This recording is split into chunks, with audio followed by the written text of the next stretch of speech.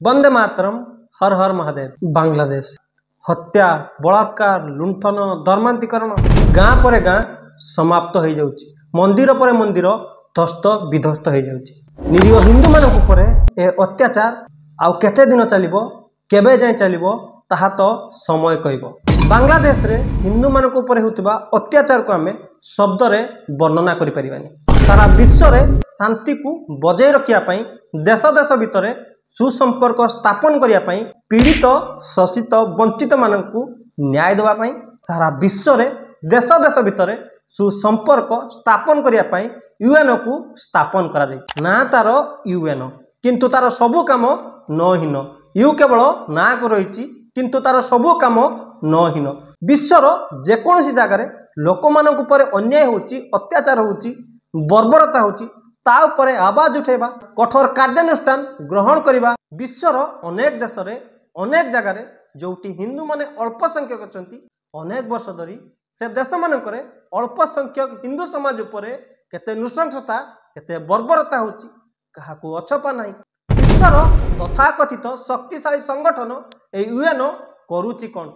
से पाकिस्तान हो, अफगानिस्तान हो अथवा बांग्लादेश हो, ए इस्लामिक देश मानकरे अल्प संख्यक हिंदू मानक उपरे बारंबार जो नरसंहार होउछि, नाही नथिबा अत्याचार होउछि, सामूहिक गण बलात्कार होउछि, हिंदू मानकर धार्मिक आस्था भावना सह बर्बरता करा जाउछि, समानक मठ मंदिर को ध्वंस विध्वंस करा जाउछि, साधु संत मानकू मिछ केस रे फसई नानादि प्रकार अत्याचार करा जाउछि। एते सबु अत्याचार हेला परे साधु संतक पई जे वकील केस लड़ुची, से वकील को जीवन रु मारी दिया जाउची। ए होउची बांग्लादेश रे हिंदू मानक अवस्था। विश्वर सबुठारु शांतिप्रिय सहिष्णु निरीह हिंदू मानक जीवनर मूल्य कौन किछि भी नहीं।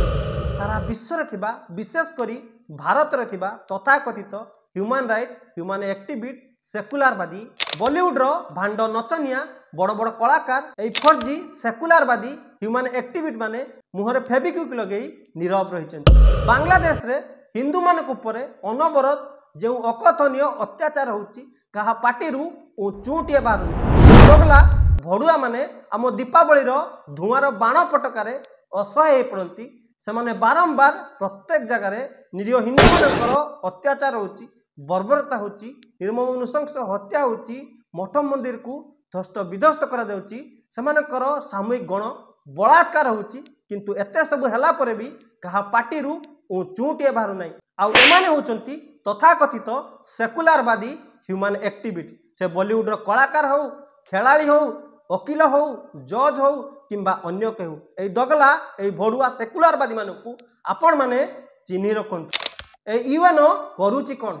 समग्र भारतवासी को, सनातनी हिंदू मानकू हाथ जोड़ी विनम्र निवेदन, समस्ते ए दिगरे आवाज उठाते। जो माने ट्विटर को व्यवहार करचंती, समस्ते ट्विटर को जानतु आ ट्विटर रे ट्वीट करंतु।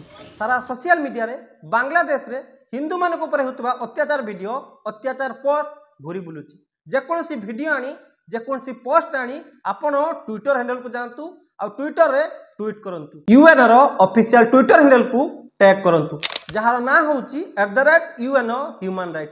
तळे आपण को विस्तृत रूपे लिखि दैछि। प्रथमे निजर एक्स अथवा ट्विटर हैंडल को जानतु, पोस्ट ऊपर क्लिक करंतु, #save Bangladesh Hindu, justice for Bangladesh Hindu जहाँ को टैग करिया पई चाहुचंती। एठी सर्च रे ता ना लिखंतु @UN ह्यूमन राइट। आमे ह्यूमन राइट को टैग करूचु। ह्यूमन राइट को ट्वीट एवं टैग करिया पई बांग्लादेश रे हिंदू मानक ऊपर जो अत्याचार होउची ता भितरु कोनोसी वीडियो अथवा फोटो को चयन करी आपण सिलेक्ट करंतु। तापरे पोस्ट ऊपर क्लिक करी ट्विटर रे ट्वीट करंतु। अधिकरु अधिक मात्रा रे हमर प्रधानमंत्री, गृहमंत्री, प्रतिरक्षा मंत्री समस्त को आपण माने अधिकरु अधिक मात्रा रे ट्वीट करंतु।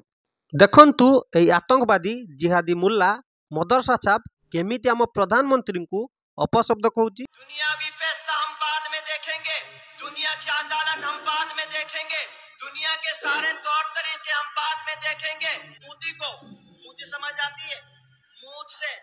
इस मूर्ति को मैं पैगाम देना चाहता हूँ, याद कर लेना इस बात को, समझ लेना इस बात को। हमें गोली मंजूर है, हमें जेल मंजूर है, हमें अपनी जान मान, तन मन धन सब लुटाना मंजूर है, लेकिन अगर तूने अपने लोगों को लगाम नहीं दिया तो याद रख लेना इस बात को, बांग्लादेश के मुसलमान, पाकिस्तान के मुसलमान तेरे मुल्क में कुछ करेंगे, हिंदुओं की गर्दन अलग करके कुत्तों को दे देंगे।